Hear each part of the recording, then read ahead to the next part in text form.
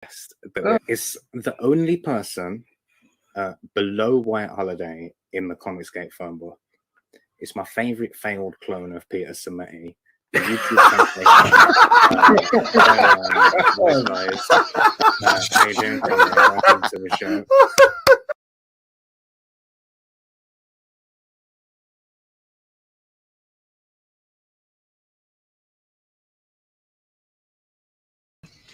Hello. Welcome to WyzGyz Entertainment. This is your host, Wyman. We are joined today by our special guest, WyzGyzEntertainment. How's it going, man? Good. I'm good. How are you?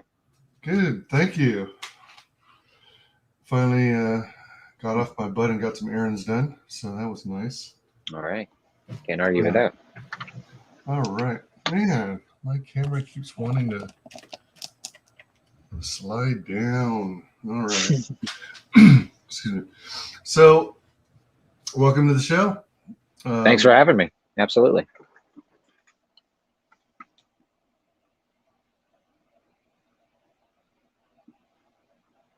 think you may have froze on your end, buddy. Oh, what the heck? Oh, there you are. You're back. There you go. Oh my gosh. It's like, as soon as I said welcome to the show, then everything went buffering. I was like, what? Right. Yeah, you froze for a second there. Yeah. I mean, what did it look like from your end? That's kind of what you look like. Just. I was going, wait a minute, you froze. Right. That was good. What's weird is that I've got decent internet and my router's not more than like 6 feet away and I'm hardwired. So it shouldn't be having these kinds of issues. So it's like, what the heck? Just some guy out back, like putting a little kink in the cable. Yeah. Or maybe it's like the Amish who keep messing up with Shane Davis's internet. We actually have Amish people in my neck of the woods. Hey, Will, thanks for coming by, buddy. Welcome, Creators Outlet. And Jedi Knight Lego Dreaming Tabitha is awesome. Nice. Dreaming Tabitha is awesome. You were saying you have Amish in your area? Yeah. I'm from Florida, and I just guess you wouldn't think there to be Amish people here, but there are. And yeah, like at the start of, well, actually in Florida, you know, not to get into any pandemic stuff, but the restrictions were kind of let loose like pretty early last year. So like sometime last year, I'm going to Walmart and there's like, just because people need supplies, I guess there's like a fresh influx of people. And I'm like, me and my buddy, we're headed down towards the end of to the cold section, right? And I see in front of me, just like there's a group of people and walks right past me are these two girls and they've got bonnets on their head, like the full get up. And I stop in my tracks. I'm like, huh? And then as I turn my head back, I look in front of me, I see the dad and the mom both dressed fully Amish. And I just stopped my buddy. I'm like, oh shit, dude, it's Amish people. And like me and the dad, we made eye contact. He smiled and laughed. Like I was actually like literally frozen. I was like, oh my God, it's the Amish. Oh man, that's great. I think about them from time to time. Yeah, I when I was in my retail job, I would see Amish people come in sometimes. Interesting. It was a trip. So you say you're from Florida. Are you presently in Florida now still? Oh yeah. Born and raised here. Good old Florida. My name changes every 5 minutes. Lol. Always starts with Jedi Knight Lego though. Okay. Used to be a huge Star Wars fan. Still am of the original stuff. Like that was honestly, Star Wars is probably one of my first loves. Really, like just it was the thing I got sat down in front of as a kid at my grandma's house. Nice. They were recruiting for a barn raising. Look out. Yeah, no, I'm good. I'll leave them to churn the butter. That's all right. Do you ever listen to Weird Al Yankovic? Growing up, I did. I'm trying to remember the CD in particular. There was one CD in particular. I can't remember anything off it, but yeah, growing up, I listened to a little bit of Weird Al when I was like 15. Yeah, he did a parody of Gangsta's Paradise. Right. It was Amish Paradise. Oh, right. It's hilarious. It's in my opinion one of his best songs. Yeah, he's got some. He's actually a sort of a I'd say a decent writer, really. I mean, sure he does parody work, but I mean, there's a few songs on that CD. I really can't remember it in particular, but I feel like one was like a Spider-Man reference. It was actually like, I'll have to look it up and I'll send it to you after the show because I'm actually curious myself now. But I remember it being like, just remember thinking, wow, this guy's actually not fully a joke. It wasn't Polka Party, was it? Although I think Polka Party was full of accordion songs. No, it wasn't that then, but it was like, it had some parody stuff, but it had some that was like surprisingly legit, I guess you would say, for somebody like that. Mm-hmm. Yeah, it was definitely earlier on, maybe Poodle Hat or Straight Out of Linwood. Okay. Okay, it was probably Poodle Hat because it was before Straight Out of Linwood, which was White and Nerdy. I don't recall. I'm not finding it exactly, but yeah. Either way, I love Star Wars too, but I consider the real Star Wars the first 6 episodes, the 6-episode saga. Oh yeah, because I actually do enjoy the prequels. Me too. Yeah, it's Go ahead. Sorry, no, go ahead. Star Wars is great. When I say Star Wars, I mean actual Star Wars. Yeah. Right. Ginge is the Florida man, lol. You know what? I definitely wear it with a badge of honor. Like, people think Florida's crazy. It's not as crazy as it's made out to be. I have had to let alligators cross the road going to school in the mornings. Like, you just let them, do their thing. But yeah, it's not so bad here. It's one of those things where if you don't bother them, they won't bother you, kind of thing. Well, I mean, yeah. I mean, you just don't get out the car. It's probably like moose crossing the road for people up north. You know what I mean? Like, you just sort of like, oh, wow, look, there's a moose. It's like, oh, wow, look, there's an alligator. Gotcha. In other words, not the Disney stuff. Yep, agree. The chat is on fire and there's only 2 of us. Burn it down. Heck yeah. Prequels are great. Thumbs up.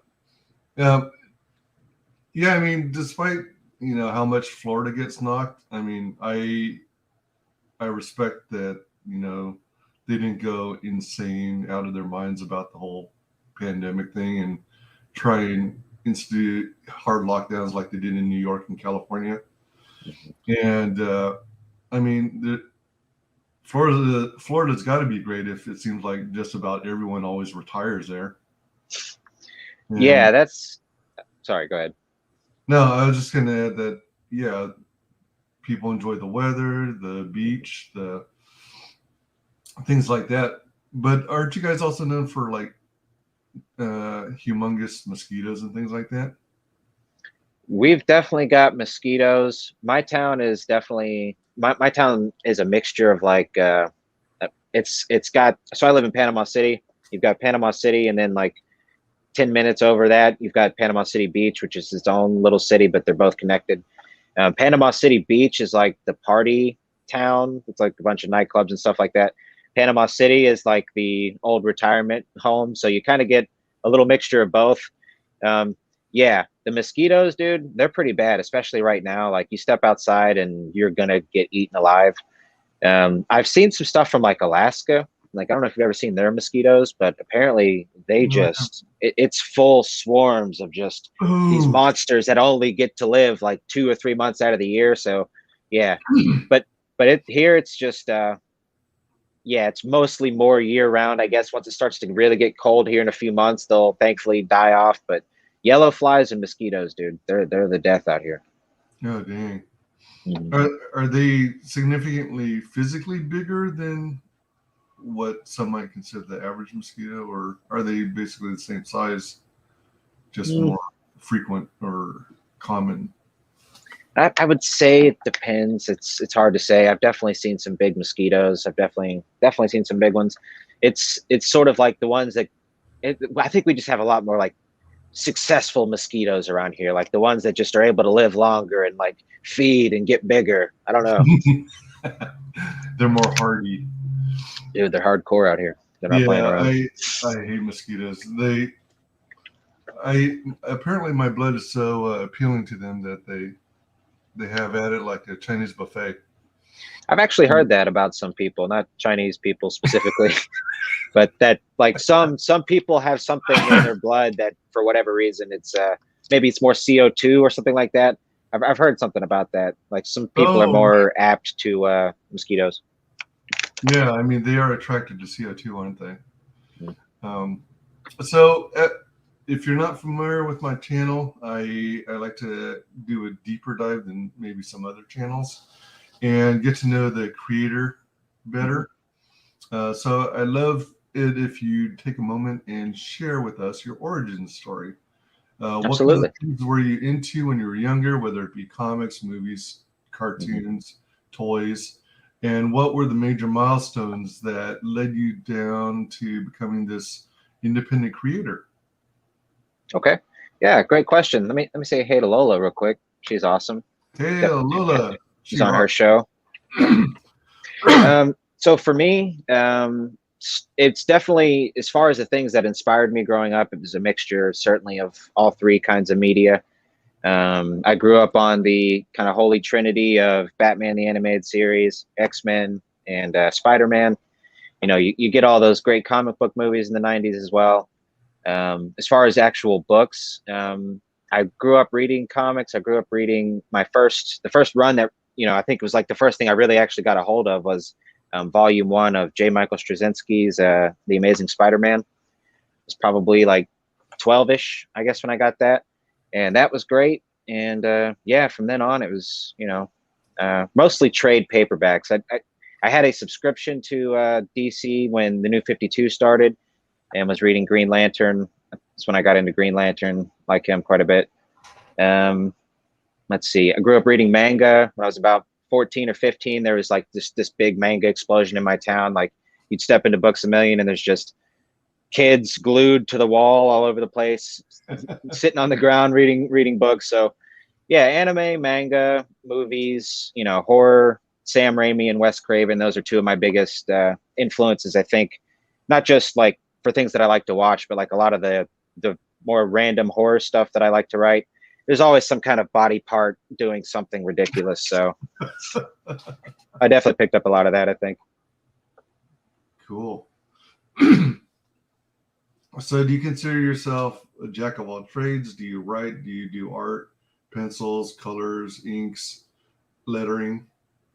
I'm definitely a writer. I don't consider myself an artist. I mean, I do art and I would love to be an artist, but that's like one of those dreams that will probably like never realistically happen. So it's like, you got to pick one or the other. So I'm a writer, but I do art on the side. I don't have my sketchbook. I usually have it with me. I don't know where I just put it, but yeah, actually at the start of last year, well, actually at the start of when I got into comics in October of last year, you just start hanging around people. Ryan Wynn in specific, who has Late Night Inks, where he just does inking videos. So watching those, I was like, man, I'd like to try it, and you actually don't have to draw. So I was like, okay, maybe this is something that I could do. So, you know, long story short, I'm a writer, but I do art on the side. It's just that, you know, it'll never be something anybody wants to pay for, which is totally fine. You know, I could settle with that.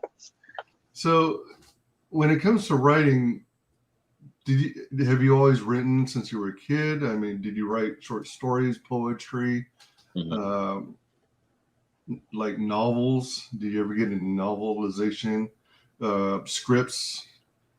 So growing up, let's see, writing was for me like just a thing that, well, honestly, writing has always been something that I felt like deep down inside was something that I wanted to do.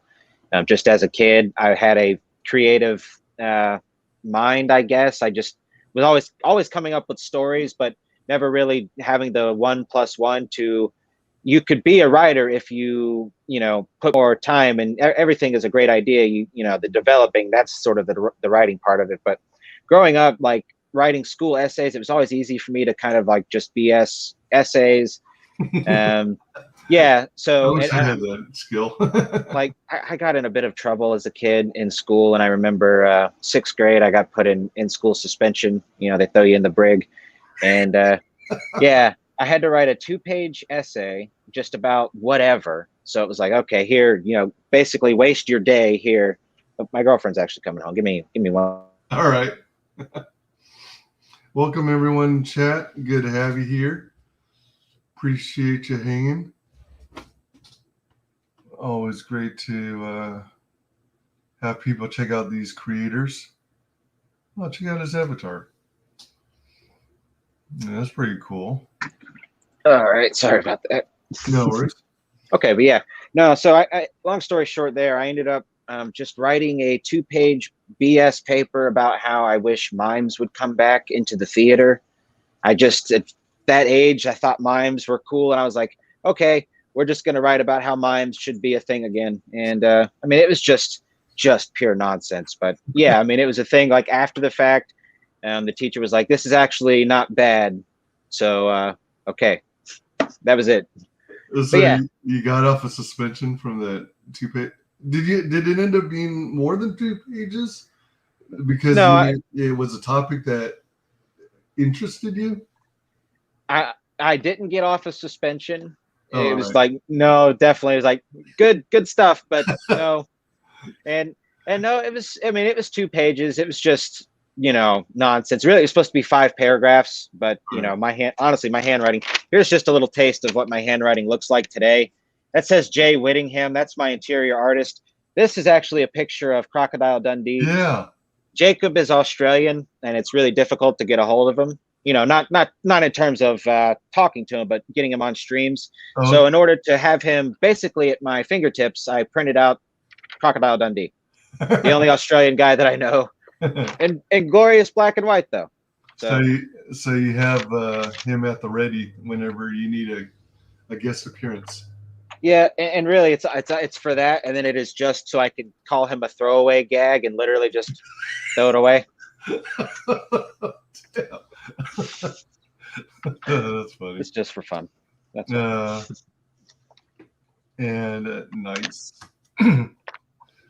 Did you go and take any formal classes in school as well to get into writing, like creative writing, studying spelling and grammar and whatnot, how to tell compelling stories, things like that?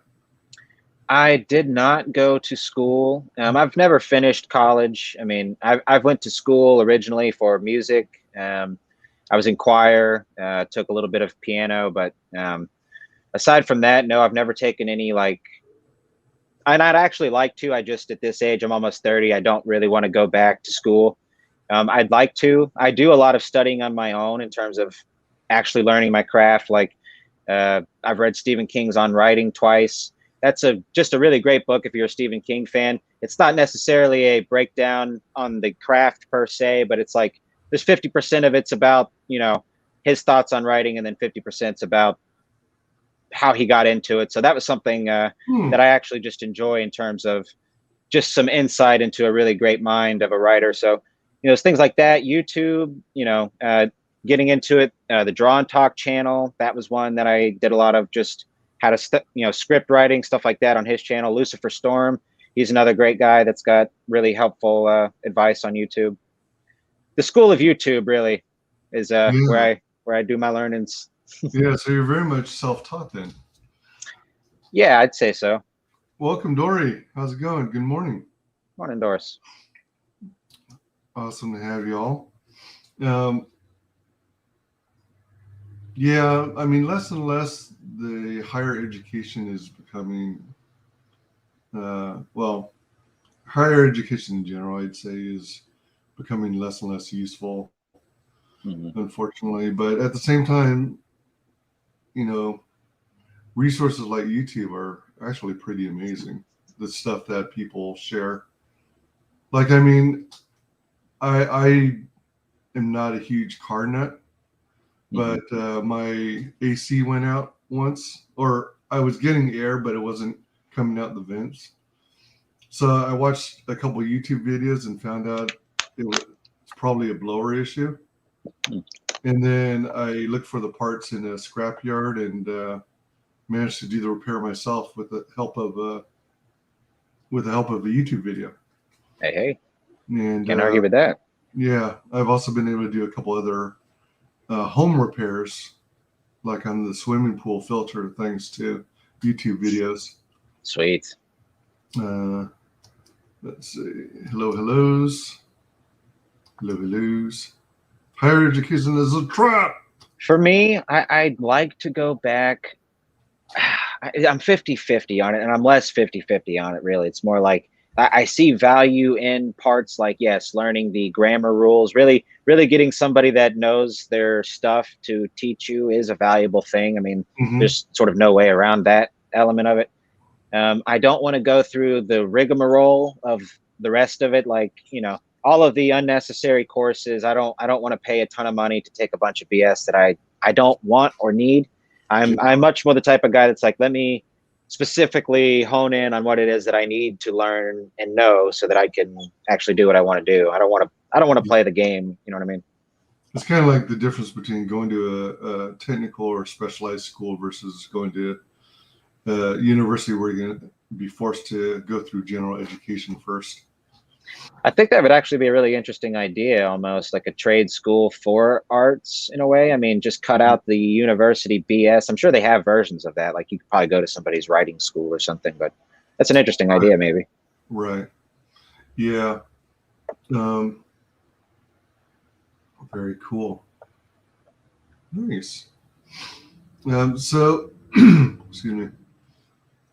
How long has spells and superheroes been around? What was your influence? What made you decide to create this project?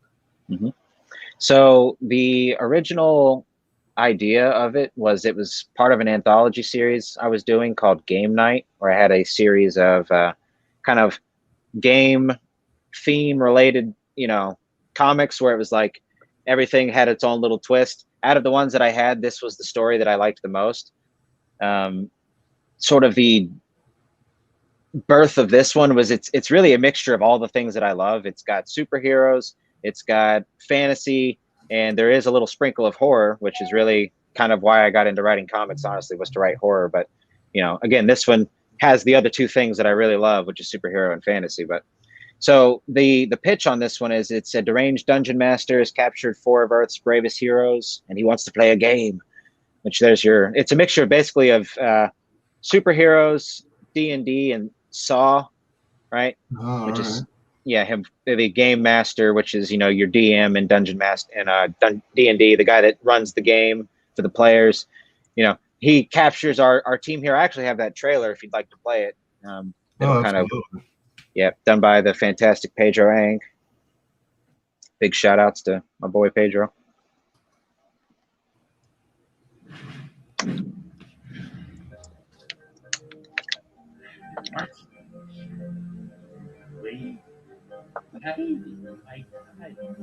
To make sure you were worthy.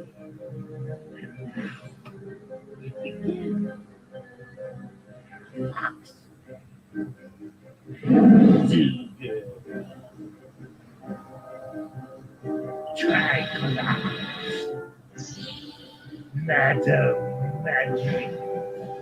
You fools think you can stop me? You never had a chance!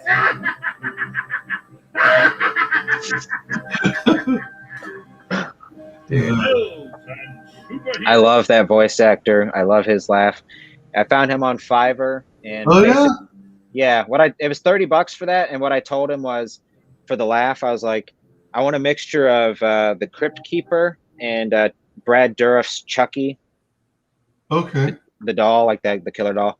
So just, you know, that and he was really great too, with like just getting across, because I guess I didn't communicate exactly what I wanted on the first take, and when he sent it back to me, I sent him the edits, And basically what I was trying to say was, oh, so you want me to spit their names out of my mouth like Foxman? And I was like, yes, that's it exactly. And then yeah, so that was second take, and you know, hats off to that gentleman. Great work, sir. Yeah, a lot of people are finding some good talent on Fiverr, which is nice. Mm-hmm. Yep. I think that's neat. Welcome, Matanui. Hi. Hello. Hey, Daniel. Good to see you. Welcome. Hello. Nice to have you guys. When you said that you were studying music in school, mm-hmm. do you find your study of music and your interest in horror influential in your writing? I mean, does it kind of permeate into it, have some kind of influence on your writing? Yes, definitely. I'm constantly listening to music, whether it's, you know, things that are just, you know, if I'm writing or not. Like a lot of the times music will influence what I'm writing. So right now behind the scenes, I've got a couple stories working. One of them is a vampire story set in the Middle Ages, the Black Plague era. So I'm listening to Ghost, and specific the album Prequel, which is set during the Black Plague era. So it just kind of dips you right into that, and you're just kind of wrapped up in the kind of the feel of it. Yeah, I mean, I definitely, really, music is honestly my first. I mean, I guess I'd say I have a lot of first loves, but I mean, music is definitely, like, as a kid, that was my thing. I always had headphones in, you know. So yeah, music's definitely a thing that was something I always loved. Nice. So when did you first conceive of Spells and Superheroes? Mm-hmm. So we've been working on the project for about probably about 8 months now. It's been on the campaign warpath for, we're coming up on the end of the second month here. As you can see, we got 12 days left on that. But yeah, it's being colored right now. And yeah, so Jacob's got the full book drawn and inked. Anthony's got the pages. He's just putting the colors on them, and then we'll send it to Keith Gleason, who's our fantastic letterist. The Mighty Mascots, of course. Nice. Yep. So that's the team. He's a cool guy. Creators Outlet says, I do voice work, FYI. All right. We'll keep that in mind. Good to know. Yeah, we got so many talented folks. So did I hear you right that this is the second 30-day round of funding? It is. Yep. We are on our second go around. And after it ends, I'll it be extending it, or just not extending it, but leaving it in demand. Nice. That's what I was going to ask you. You read my mind. 170% of the 500 flex goal. How did you decide what your flex goal would be? Did you factor in the cost of shipping, the cost of the hired talent, and then decided that plus a little bit more so that you have a little extra money to apply toward your next campaign? Yeah. So behind the scenes, as far as like, so actually the campaign's kind of interesting in a way. I've done things to limit how much that I can actually sell, just in order to keep my one. I mean, honestly, I'm a new creator. I'm a new entity. The book itself is a little bit different in terms of the page count, which I'm sure we'll get to. So there's a lot of factors that I was like, okay, let me take a risk here, but let me also play it safe and play it smarter, you know what I mean, and offer something that makes sense. So yes, I factored in that stuff with this. I set it at $500 because honestly, again, I'm not expecting to come out here and you know, make $1 million on this thing. So I'm leaving it extended, and in the long run, to me, this is a long run investment into my future. You know what I mean? Like, this is something that I want to do. Being a writer, being a creator is something that it took me pretty much almost 10 years to really allow myself to, you know, do. It's like sometimes when you sit down, I guess I imagine for like people that want to be artists, or at least me, you know, when you want to draw something or you want to write something, but you don't because you're afraid it's going to suck. So you just put it off until you're ready to do it. That's kind of what happened all the way up until October of last year when I was just like, all right, I'm at the house, you know, we're in the pandemic. I fell into this YouTube rabbit hole of, you know, something that I've always loved, comic books, and just seeing people create and seeing people do what they love, and seeing that you just have to do the work and get out there and do it. I was like, okay, I have to do this. So yeah, it's a long-term investment for me. It's something that I don't expect to make all of my money back on this campaign, but it's going to my website. I'm printing 20 to 30% more stuff than I need so that I can sell stuff long term. Awesome. So yeah, it's all one step. You know, this is step one. Step two will be next year, and then, you know, we'll keep on keeping on, hopefully. Nice. So a lot of people, a lot of creators designate their campaigns as flex goals because they figure no matter what, no matter whether it funds or not, this product's coming out and I'm going to deliver to those who do back. Was that your thinking as well? Yeah, the book was already drawn like before the campaign was even made. We had gotten Jacob started. Like, actually, so the campaign, it was always the plan to take it to Indiegogo. We had the actual campaign page. You can make it up, and as long as you don't do the pre-launch preview, like where people can sign up, as long as you don't launch that, you can keep it, you know, in the back room, you know, behind the scenes for as long as you like. So yeah, we were working on that the whole time while the campaign was, or while the book was being drawn. So as soon as the book was drawn and I had some stuff colored so I could have it out and, you know, have people, you know, just to have it ready to go to show people, hey, you know, we're getting ready.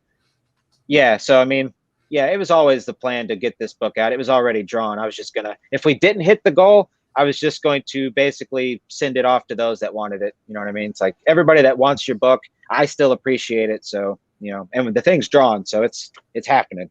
Very cool. Yep. And this is the main cast. Correct. Yes, sir. I presume this is intended to be a series.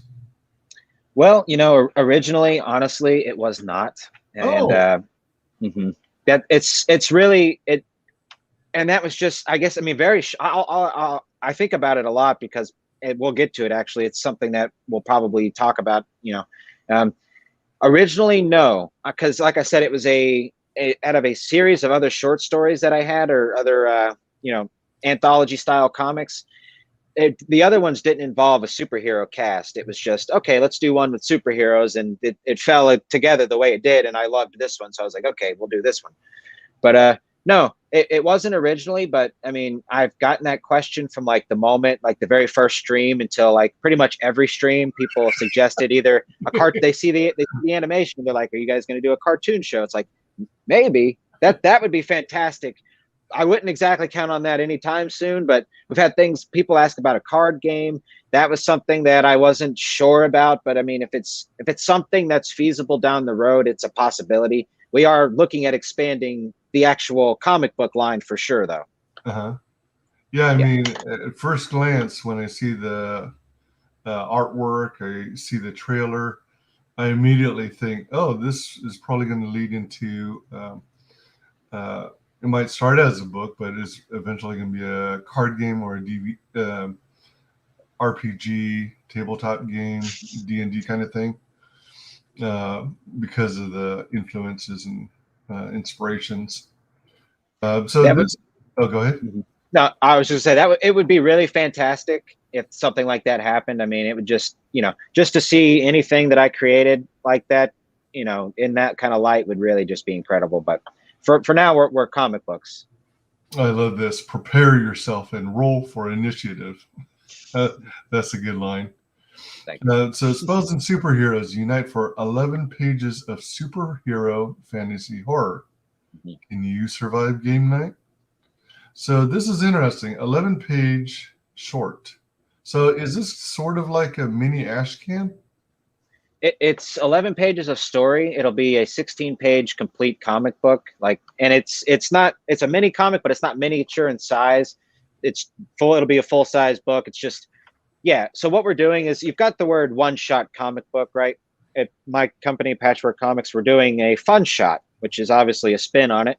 It's a fun shots. The purpose of them is to be a complete story, originally, like I said, it wasn't really meant to jumpstart. I was actually kind of adamant about it, like behind the scenes. I was like, no, I don't want to jumpstart, you know, but it's just, anyways. But yeah, no, it's the fun shots. They're a complete story. That's my dog.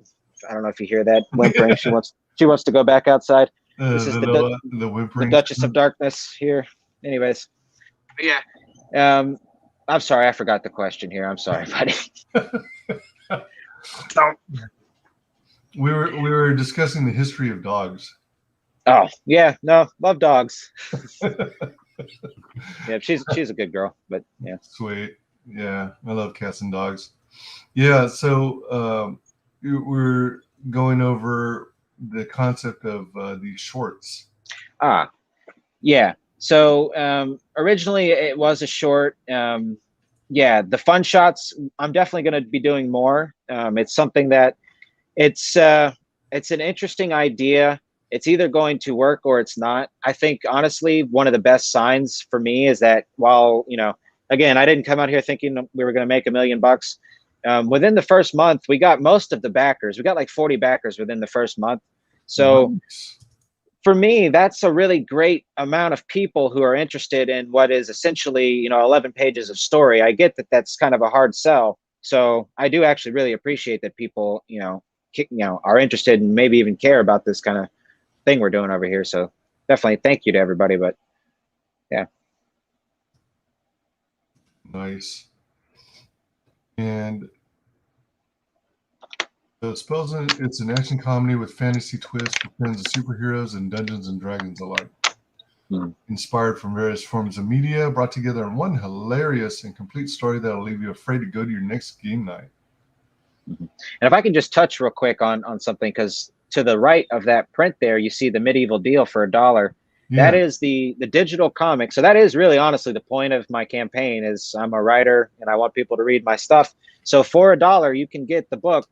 We're calling it the medieval deal. They all got these little kind of fantasy spins on it, but yep, for just $1, you can actually get the book digitally. So for anybody that's maybe not so sure about the page count, but would like to give it a try, yeah, it's definitely there for you. Wait, so all right, is this actually the very same, the digital version of this book you're almost done completing?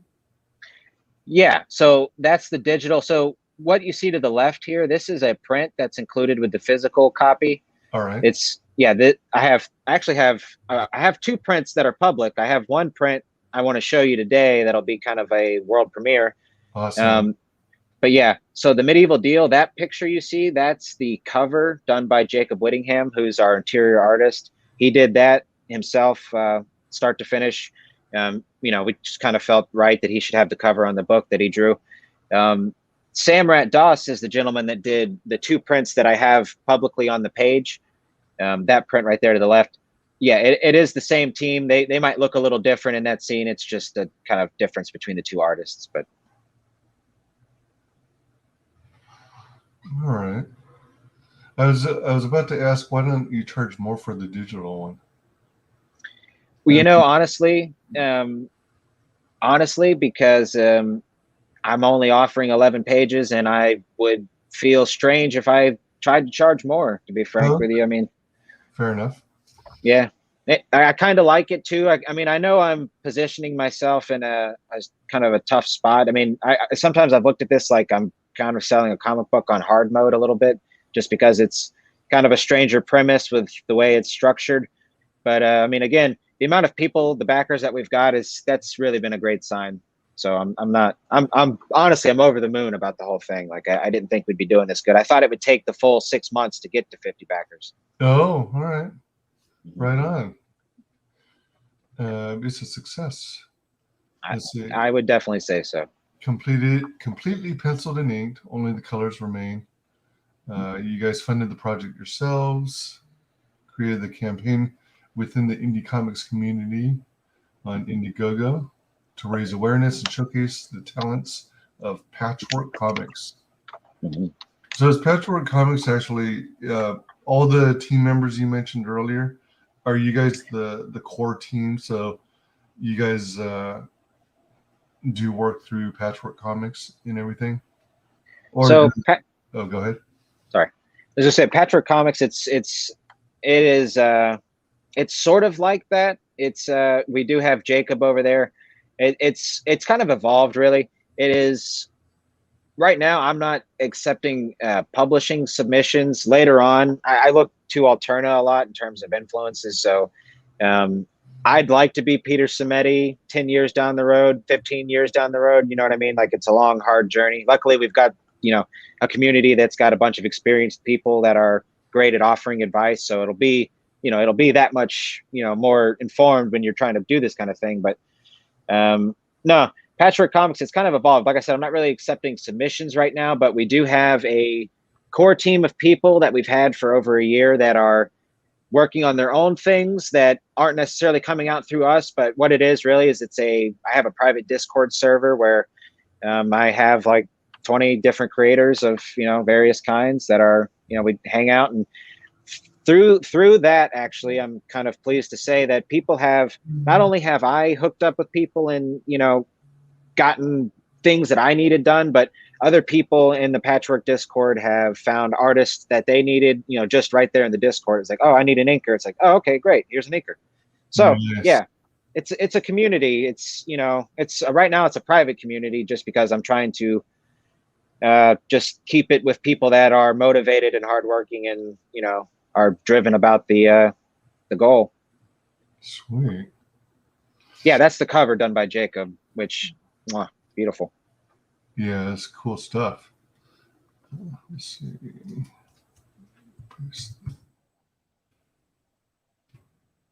Yeah, that was done. The colors were done digitally, but Jacob, he does physical and digital.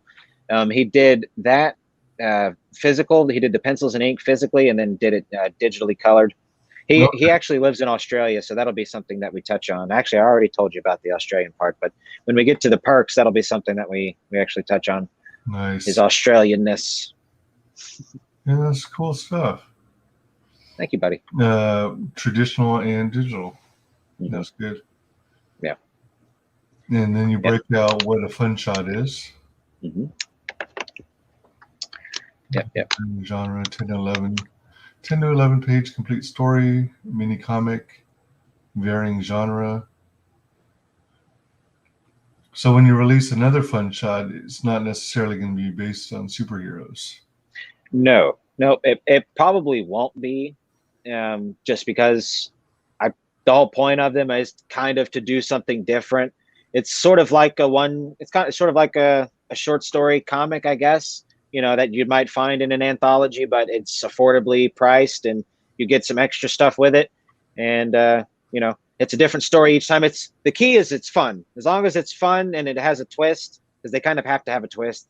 I don't want to be the M. Night Shyamalan of comics, but they kind of need a twist a little bit. But yeah, here's page one. Actually, this is actually a great point to jump onto. So page one, we've got a couple rats fighting over a piece of cheese. We got the game master's foot splashes in on the page, and then we see our team here. They are being held down, and in front of them is a game board. And this room here is supposed to represent the room from Saw 1. Oh, right? All right. Right, where they're like chained down. Yeah, that great movie. Love that movie. But yeah, so this is that scene, and the game master's basically holding them in the room from Saw 1 while he's making them play D&D for their lives. Mm-hmm. So I guess with your hands clamped. Oh, all right. Your hands are free, so you can still throw the dice. Yeah, I can't give away too much, but their hands do get free. I think I can say that much. Yeah, no spoilers. Hmm. Yeah, so that was page one. Spells and Superheroes battle map. Each physical perk tier includes an 11 by 17 Z-fold map. This double-sided map is in the shape and size of a brochure and can be unfolded and be used as a playmat for a battle scene. Wow. Yep. So basically that nails it right there. It's, like a menu, like a large Chinese menu or, brochure, something like that. You would just unfold it, 11 by 17. So maybe not too much bigger than your standard kind of book, but it's, it's supposed to represent a scene from Spells and Superheroes. And actually, RJ from Critical Blast gave me a really great idea for one of these extra pages that I needed to have filled. I now have the other, all the extra pages that are the extra 5 pages filled. One of those 5 pages is going to be a kind of small short story that's just specific to this map. So it's off from the comic book story, but it's just a little module, I think it's called, just a little something for you to, to actually play on the map with if you like. That's a good idea. Yes, I totally agree. Thank you. Hats off to Mr. RJ. So what is the material? What's it made of? Standard paper. I don't actually know the specific weight on it. I'm not sure that it actually had that listed on it. It's a great question, but no, it should just be standard brochure, probably a little bit thicker type paper. Yeah. I'm not very knowledgeable or versed on these things, but it seems like whenever I go into hobby shops, they occasionally carry them, and they're like either canvas or I think some are made of like laminated paper or cardstock. I don't know exactly, but yeah, that's pretty cool. And it's double-sided. So there's 2 different maps, I guess. Well, so that's the inside of the map. Oh, all right. And if yeah, that's the back. So the back looks like an old dungeon map. When you have it folded and you're looking at it, it's like, okay, you unfold it, and then the inside is, of course, your treasure map. Oh, okay, I gotcha. All right, there we go. That makes sense. Perks, right this way. 3-inch comics logo sticker. Cool. Yep, nice and simple. Just getting that PW out there. Love my logo. Roughly, how big is it? Oh, it's 3 inches. 3 inches. Yep. Okay. All right. Yeah, that's a good size. And then you got a 4x4-inch fabric patch. Does that mean it's not iron-on? It should be iron-on. Yeah. Okay. Yeah. Yeah. Yeah. And that's designed by Frankie B. Washington. He's everybody's favorite patch guy. And probably one of the most professional. I mean, everybody I worked with on this campaign absolutely nailed it out of the park. Like, everybody makes me look way more like I know what I'm doing. But Frankie, I mean, he's been in the commercial art business for like 30 years. And I mean, he will absolutely take care of you. So big shout outs to Frankie. So is he like an artist and patch maker? He is an artist, and he doesn't do the patch printing or anything like that. But he, I guess, some years ago, fell into being a patch guy, and I guess one job leads to another. And yeah, I know he's done a good bit of patches for people over the last 2 years, just in our indie community. But I mean, he's actually got just like a patch board of lots of other projects he's done over the years. He comes from commercial art, so he's done like advertising art and things like that. So, but he also does comic book art as well. I mean, he did a lot of stuff for Peter Simeti. A lot of it came out on Wednesday covers. He actually was the character designer on the Mighty Mascots. Oh, wow. He's got a book coming out right now. Kaiju's, what is it? Kaiju's and is it Kaiju's and Cowboys? I think it's Kaiju's and Cowboys. That sounds familiar. Yeah, he did that patch for us, and he actually has a video on his YouTube of the full process for anybody that's interested. Nice.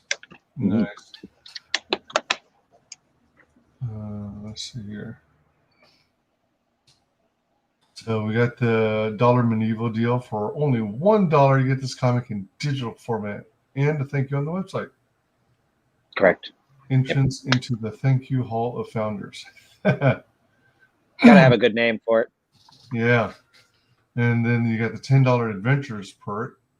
Digital copy, physical book, logo sticker, 2 prints, 2 by 3.5 inch spells and superheroes logo. Oh, a logo magnet. All right, cool. And custom playable battle map.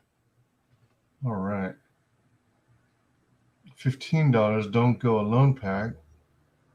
You get it all. Includes the Adventures pack plus spells and superheroes patch. Designed by Frankie B. Washington. Superheroes, Das, colored by Anthony Gambino. battle map, 4x4 patch, and the logo magnet. Cool. Yes, sir. 2" by 3.5" square spells and superheroes logo magnet. Yeah, that was above the print right there. It just said our logo, but the spells and super, that's it right there. It'll be it'll be a square or a rectangle magnet, but that's our logo for the book, obviously. Designed by Anthony Gambino. It's our colorist. Nice. Those great logos. Yep. So let me say, I'll give you $1 if you can tell me what this poster is an homage to, because I actually don't think anybody has gotten it yet. Which I can't let it bum me out, but I'm a tiny bit surprised, but it's okay. It's okay. Oh man, it looks so familiar. I mean, man. Ninja Turtles. It's the second Ninja Turtles movie, Secret of the Ooze. That poster. Oh my gosh, yeah, because the team members are all kind of circled, gathered around, looking down at something. Mm-hmm. Oh dang, yeah. Yeah, this was just for funsies, like something I just saw it in my head and was like, okay, Sam, I need you to make this for me. He did a great job, of course. Mm-hmm. Yep, we wanted to have two kind of really great scenes of the team. One of them, that first print, battle mode, and then another one of them just honestly having fun, really. Like everybody's the looks on their faces totally nail it. Yeah. Yeah. That's cool. Second print included with all physical tiers. Correct, Mundo. And then you got some artist commissions. Cool. Mm-hmm. On 11 by 17, the limited.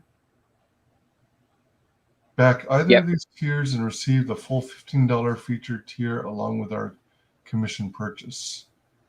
Mm-hmm.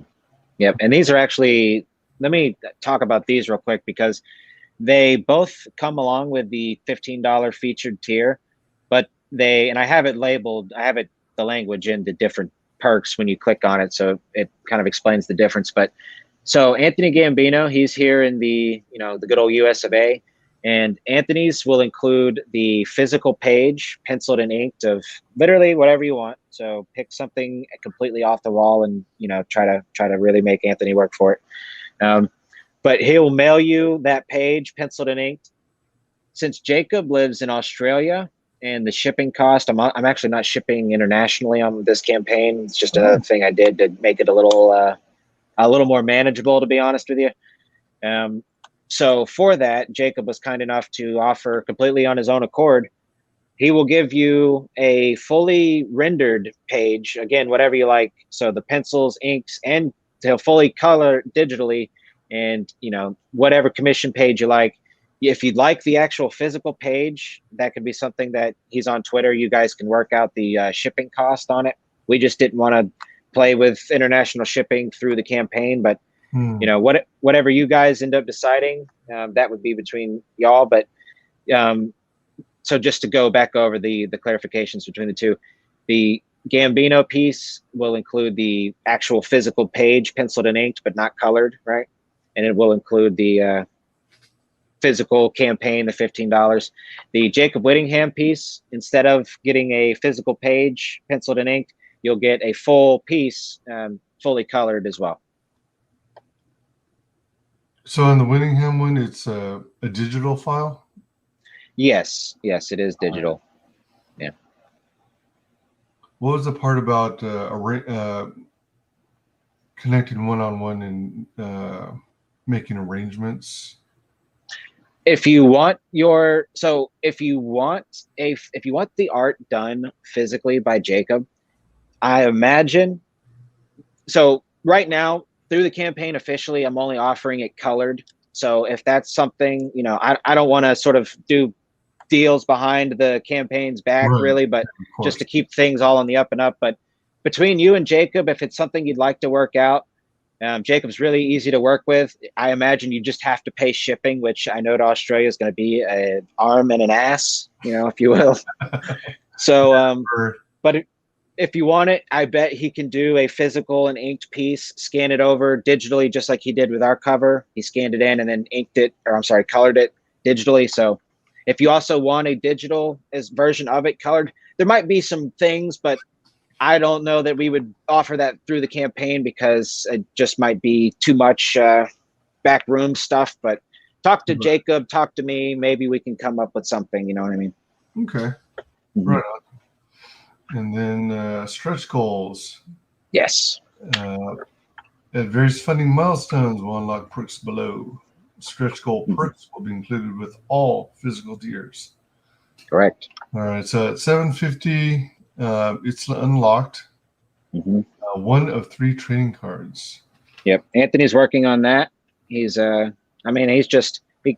Anthony's sort of been one of my go-to artists for this campaign, really. I'm not sure if you're super familiar with his work. He's got a sketchbook out for maybe another week or two, if it's not already off Indiegogo right now. But really great artist. He's doing all 3 of our stretch goals. I honestly, I imagine we'll hit them. I've kind of placed them at, reachable tiers, I guess you'd say. But yeah, he'll be drawing up the cards. It's kind of a mural piece, really. So the 3 cards, you can enjoy them individually, just looking at them separately. But it's 3 cards. You place them side by side, and they form one cohesive picture. And it'll be like, one card here has got the team, fighting Game Master on the middle card, and then the card to the right will be the other half of the team, and they're kind of like focused in.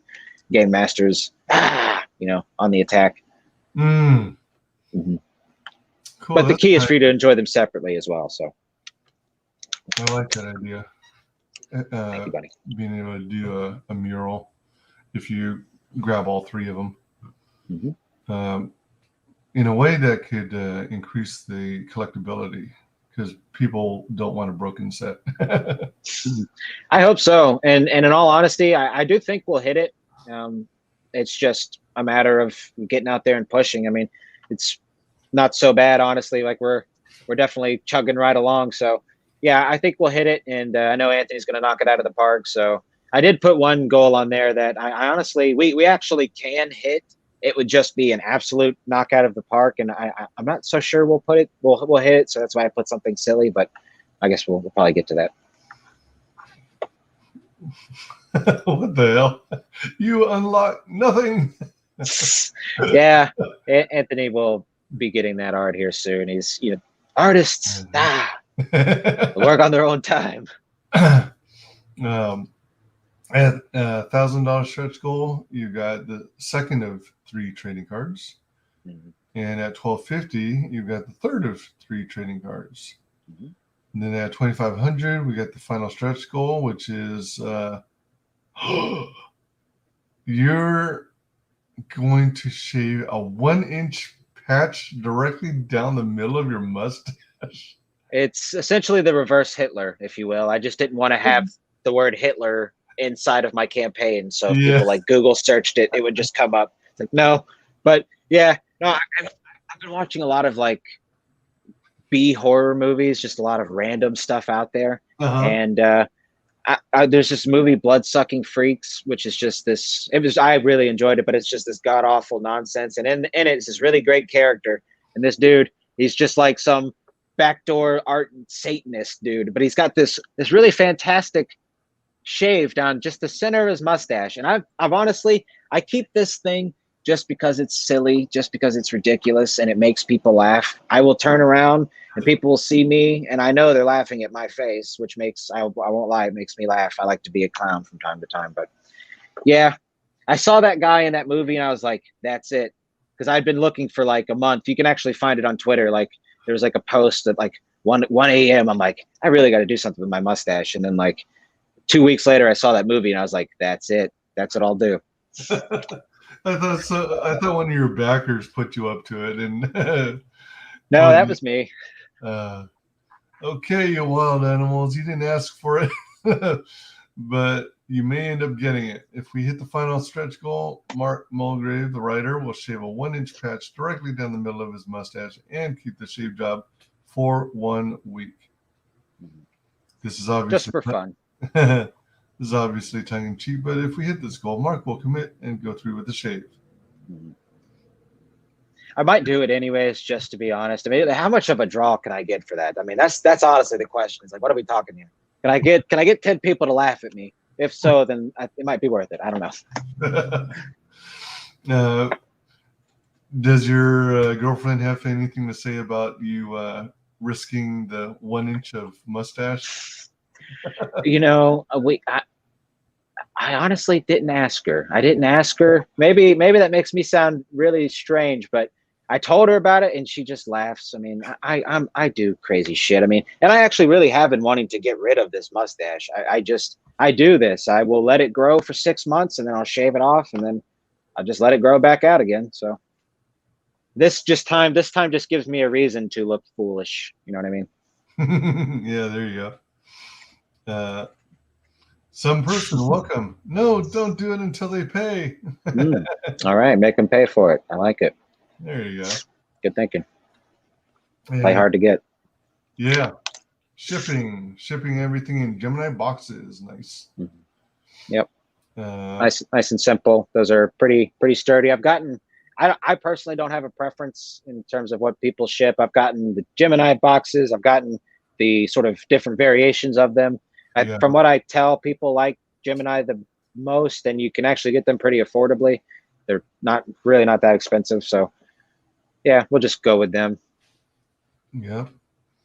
And then you break out any final details. All right.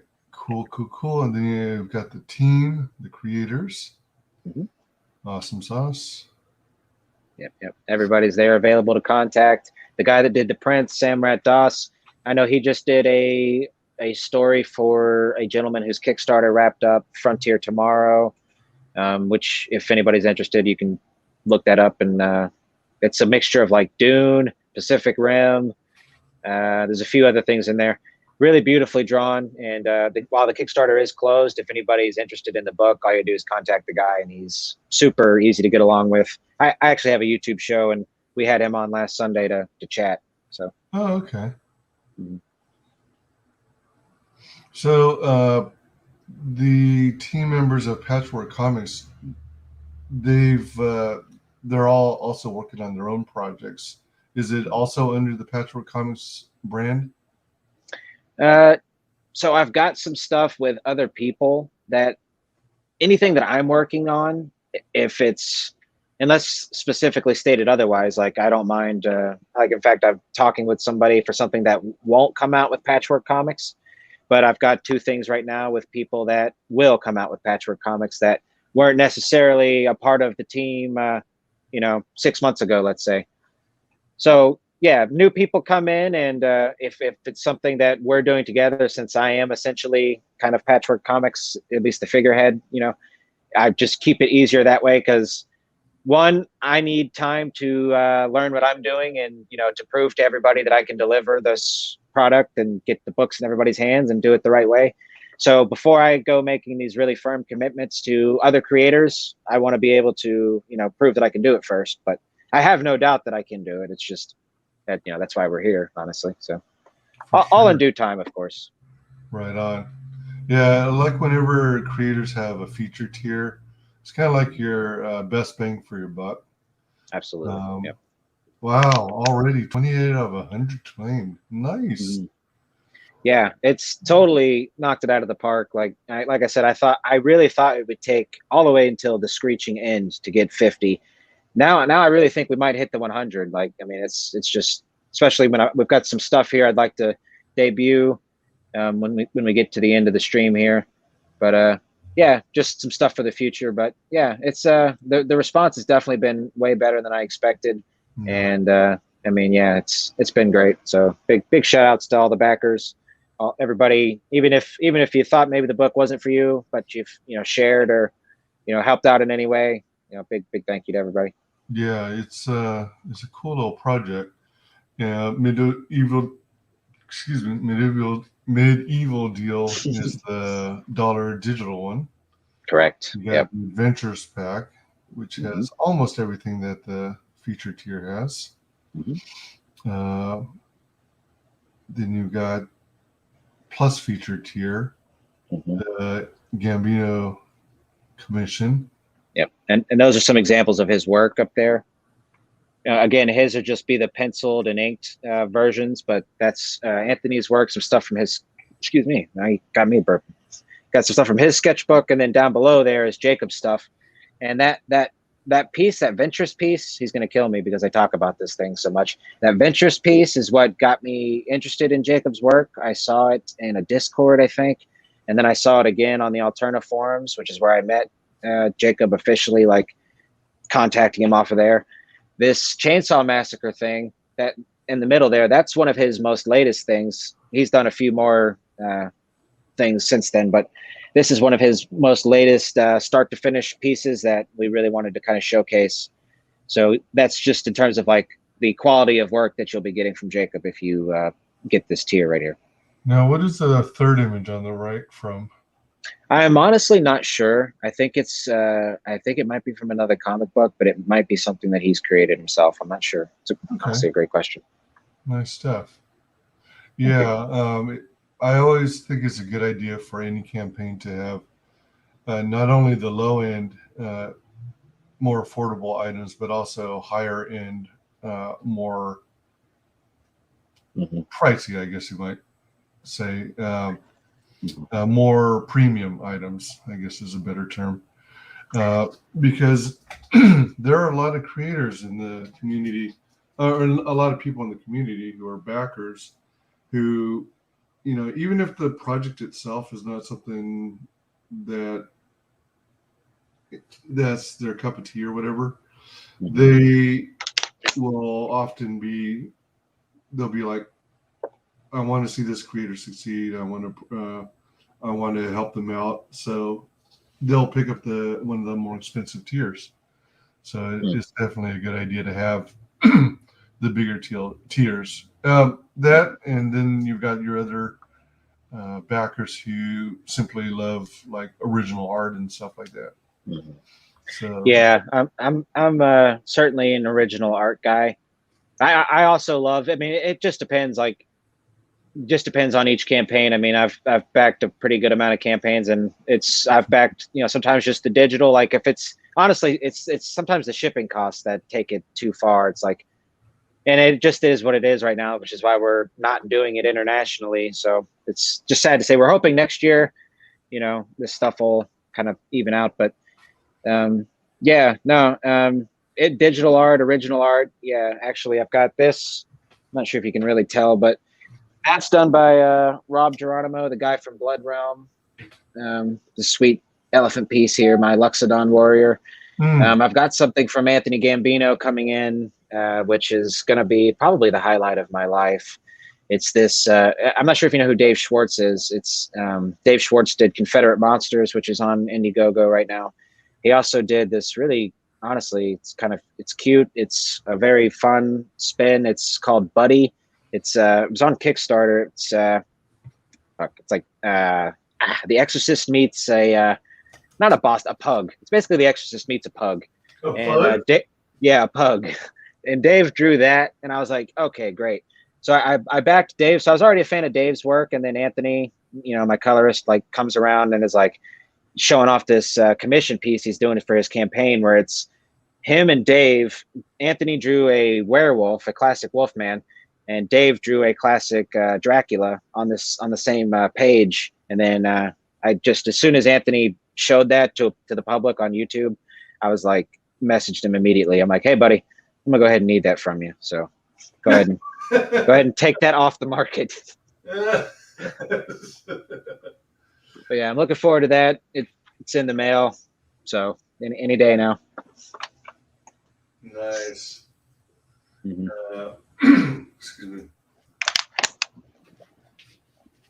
And then let's share this here because you had some stuff you wanted.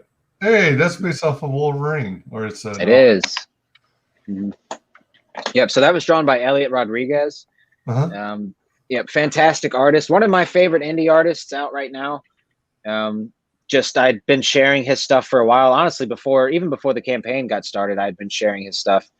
So he was just a great artist that I liked. And then, you know, not only that, he's just a really nice guy, and, you know, was very, very appreciative of the shares, and we've chatted on and off a little bit through that. And, you know, I had him draw this up, and then somebody that has been super great, you know, not only he's one of the, I call him one of the patchwork dudes. I mean, he doesn't have a project with us, but he's certainly a huge, you know, a personal friend, I'd say, and just a huge supporter behind the scenes of what we do. My buddy Ickfis, everybody pronounces his name wrong, but he's great. He colored this. He actually colored 2 versions of it. I have a second version, which I might drop. I don't know. We'll see. It's just this. It's the same version of the suit. It's just a different gradient background color, just to give 2 variations. But yeah, done by that dynamic duo who actually did 2 other prints together as well. I know Ickfis is doing the official colors for the Flock comic book. Elliot and him did a print for that campaign. And then I'm not sure what the other one is, but yeah, so I had to get those 2 back, and it just so happens that they were people that I were friends with and, you know, had already worked together. So I was like, boy, that just worked right out. No kidding. Yep. Excuse me. So that's included as well, though. That's actually the third and final print. I'm going to say it. The third and final print, that's included with your purchase. So you'll be getting the 2 prints that you saw previously, the Samrat DOS stuff, and then this one will be included as well. Cool. Mm-hmm. Now, didn't you say there were a couple other items you wanted to share? I do. Yes, I have one other page. So, like I said, the comic book story is 11 pages. The bonus stuff I've got in there, 2 of those pages will be Jacob Whittingham, our interior artist, his original character sheets. So the book takes place in 50% the superhero real world, let's say, and then 50% in the D&D world. So there's actually a whole other version of the characters as their D&D selves, which I'll probably kind of, you know, I say drip feed some of that out to people, you know, over the months, just for the fun of it. But so you'll get the 2 character sheets of that, and you'll get the page that I mentioned that RJ had told me about, you know, the creating a little module sheet for the battle map. And then let me pull up this page that the next project, Jacob and we are working on 2 other things right now. Oh, I'm an idiot. I just shared the same thing again. My bad. Hold on. Let me get this. Welcome, What About? Ahoy. What about? Here we go. Okay, here we go. So this, let me start off the top by saying that while it says in the next with a little star right there, down here it does say events are subject to change. This is a joke page. This was designed entirely by Jacob Whittingham, our interior artist. He's been working on developing a new style. You can see a vast difference in this style versus the page 1 we have. The book itself looks like what we have advertised. Like I said, this is clearly, it has the little stars for the joke. This is a very Australian joke, by the way. Jacob's from Australia. Originally, the trash chicken, it said bin chicken, which is what they call these big ass birds called ibises in Australia. They call them bin chickens. I guess because bin is like Australian for trash can. So I had him change it to trash chicken so us Americans would probably get it a little bit better. But yeah, this is just something he wanted to do. It's done in the Joe Mad style. Joe Madeira, I believe is how you pronounce that name. Yeah, it's just something he's been working on. So yeah, from probably going forward, you'll see more of this stylization of art from the Spells and Superheroes stuff. But right now, this is this page I'm showing you, though, is included in the book. It's the final extra page that's just, you know, in there in those bonus goodies. But yep, just a fun little joke Jacob asked to do and whipped the whole thing up all on his own. And yeah, there you go. So that's yeah. He also wanted me to show it just to sort of get a gauge on what people thought about it as well. Just, you know, the art style. I love it. I'm loving the heavy colors and the shapes. So what about likes it? Thank you. What about? Yeah, it's pretty nice. Excuse me. Yep. Jacob's the man. Those type of birds in Australia, would they be likened to pigeons in the States, do you think? No, they would. We actually have ibises. I'm in Florida. We have ibis here in Florida. You see them on the sides of the roads and ditches a lot, or in like we got a lot of like random like kind of large man-made lake type things, swampy areas. They're sort of like flamingos, sort of, but nowhere near as big and beautiful. They're the white birds with kind of long, thin black legs that just stand very still in the water with long beaks and do that thing. Yeah, like flamingos, like you were saying. Mm-hmm. When you said they were called bin chickens, I thought, and you said the equivalent would be trash chickens. Mm-hmm. I was thinking it was because that they congregated around big groups of people where they could grab junk food snacks from people or stuff on the ground. I don't know, to be honest, if that's how the Australian trash chickens get down. I don't think out of all the stuff that actually attacks you there, I'm not sure about these ones. I know Jacob, he lives just out of Sydney. So I don't think he really deals a whole lot with wildlife from what I understand, but I know he gets spiders. I've asked him about spiders. I know he sees like lots of crazy ass Australian spiders, which apparently those are some of the most dangerous ones in the world. So. Oh, ouch. Yeah. This is pretty cool though. Nice and vibrant and detailed.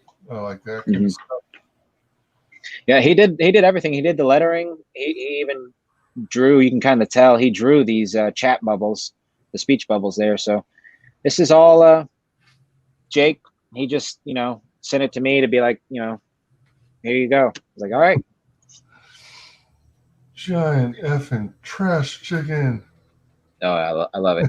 Yeah, I hear it like 50% with an Australian accent. I'm not officially saying that Foxman has an Australian accent, but Hugh Jackman, I mean, I don't know if you consider Wolverine with a Canadian accent. You never really hear him say it. You speak with like, oh, I'm sorry, bub. You don't really hear Wolverine say that. That's funny. So Foxman is Australian confirmed. Oh God, no! It's canon. Yeah, it's canon. So maybe. Jake, State Farm. Oh wow. I'll have to ask Jake. I'll have to ask Jacob if he wears khakis while he's drawing. Pretty funny. All right, cool stuff, man. Thank you. So, Spells and Superheroes is funding now. We've got 12 more days left in funding before it goes into man. When were you thinking you might start fulfilling? So I want to, I'm thinking either closing it out. Honestly, I was looking at closing it out like December, but just the way shipping and printing, people seem to be having issues with it. So I'm looking at closing at the end of November, and I'm going to be getting everything in, the odds and ends over time. I want to have, I'd like to have the very last package out by the end of February. So I'd like to begin that in January and February, and I'd love it to be 100 boxes. I'd love it to take that long. Hopefully not. I'm going to get them out as quick as possible. But we're looking at January and February for those months. All right, sounds good. Mm-hmm. Is there anything we might have missed? Something that we forgot to cover before we? Not at all. Honestly, this is actually, this has been one of the more in-depth looks that we've gone over in the campaigns. People, no disrespect to anybody else or anything, but I will yap if you let me run. I will just go. So this has actually been, we've got to hit it pretty good today. Nice. Everyone who hasn't backed it, be sure and back it today. We got, as I mentioned, 10 days left. All kinds of great affordable tiers, even the original artwork, which is impressive.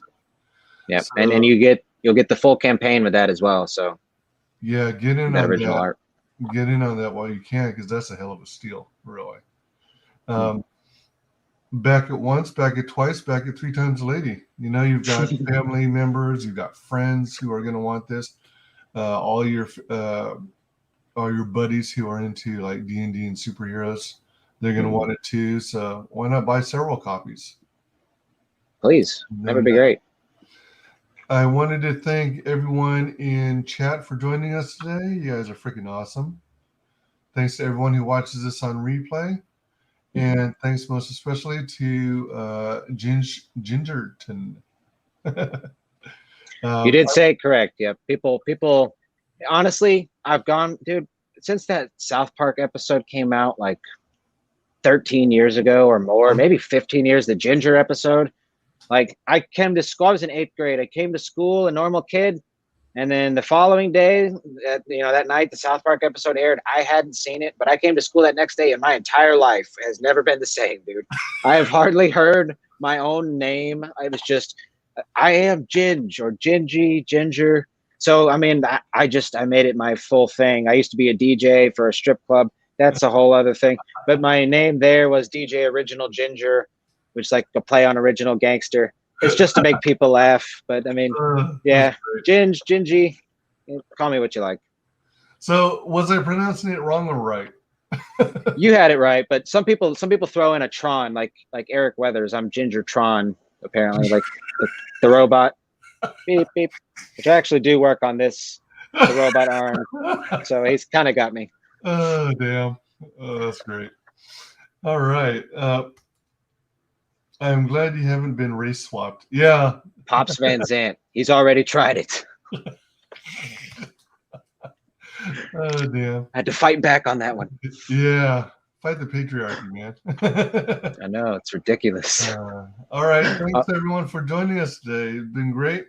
And we shall see you on the next stream. Take it easy, y'all. Bye. Final guest that is the only person below White Holiday in the Comicsgate phone book. It's my favorite failed clone of Peter Sameti. The YouTube sensation. How you doing, Conrad? Welcome to the show.